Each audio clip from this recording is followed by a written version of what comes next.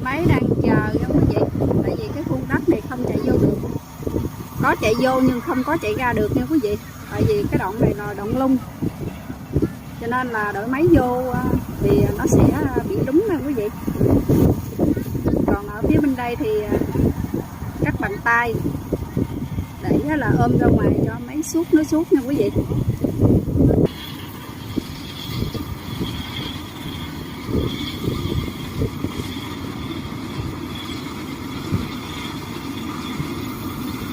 Dùng bẫy núi nhưng mà đất này cũng lung lúng quý vị ơi. Mấy ngày nay thì khu vực này mưa bão á quý vị, suốt 3 ngày luôn đó, cho nên là cái đất này đội máy không có vô được, vô là bị lún. Giờ ông anh này ôm ra ngoài đây, chạy ra phía ngoài đó để chờ đội máy suốt nha quý vị.